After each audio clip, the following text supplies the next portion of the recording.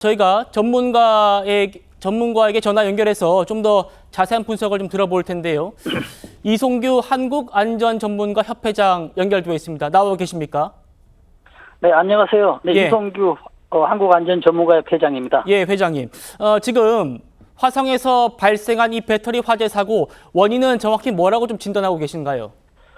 그러니까 원인은 이제 여러 가지로 이제 볼 수가 있거든요. 예. 근데 우리가 이제 추정을 해본다면 이제 자체 발화로 생각할 수가 있거든요. 이 배터리 자체는 굉장히 열에 민감하거든요. 네. 열하고 충격에 말씀하신 대로 민감하기 때문에 자체적으로 열하고 충격이 있으면 자체적으로 발화가 또 될 수가 있어요.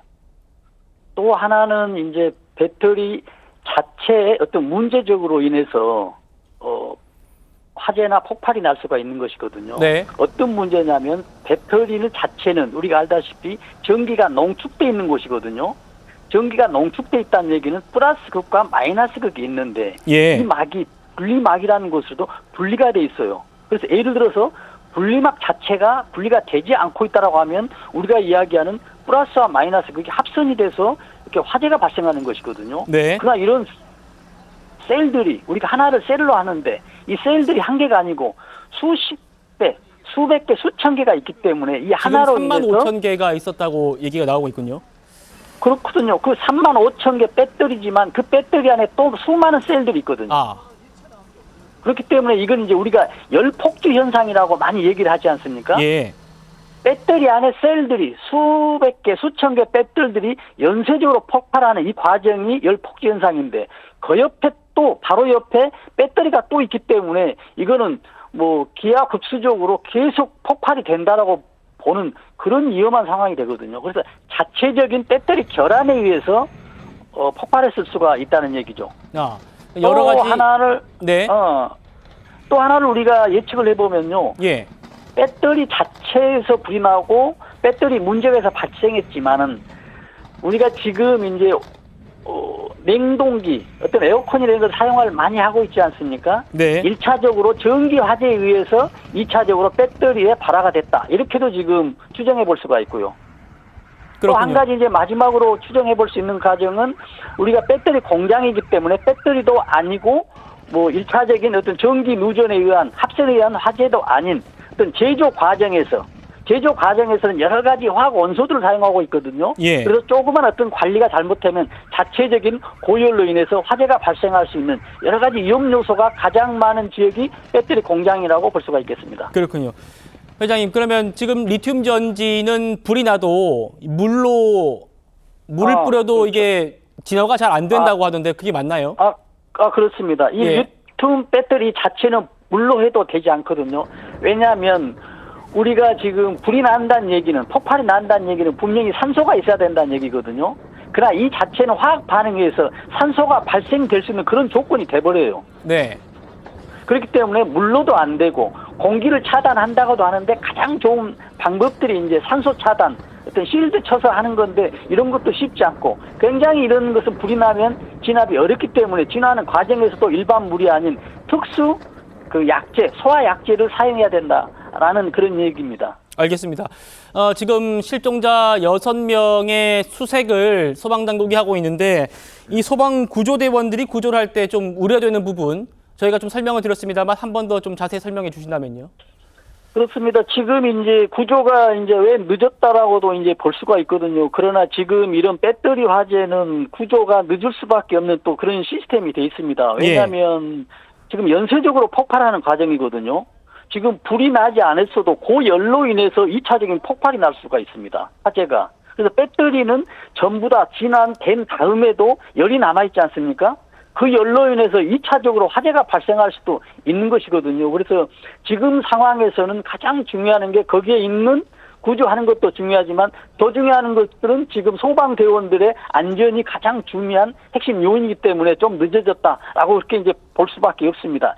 지금 진화가 어느 정도 됐는데도 불구하고 지금 시간 이후에도 2차적으로 또 화재가 날 수 있는 요건이 되거든요. 예. 거기에 대해서도 좀 자세히 어떤 준비를 해야 될 필요가 있다고 생각합니다. 알겠습니다. 회장님 말씀 잘 들었고요. 저희가 한 번 더 방송 중에 연결을 좀 해서 여쭤보도록 하겠습니다. 고맙습니다. 네네. 네, 저희가 지금 이 리튬 전지 공장에서 화재가 났기 때문에 저희가 배터리 전문가 분께 한 번 더 여쭤보려고 합니다. 김필수 교수님 연결돼 있습니까? 네, 여보세요? 네, 교수님. 지금 오늘 화재 난 곳이 리튬 전지 공장입니다. 이 리튬 배터리가 지금 보통 전기차에 많이 쓰이는 배터리와는 어떻게 좀 다른지 좀 설명을 좀 해주실 수 있을까요? 같은 이 시스템이라고 보시면 될 것 같아요. 네. 그러니까 배터리가 종류가 굉장히 많은데 이 대부분 서방 쪽에서 쓰고 있는 전기차에 들어가는 배터리는 리튬 이온 배터리, 우리가 일명이 NCM 배터리라고 얘기를 합니다.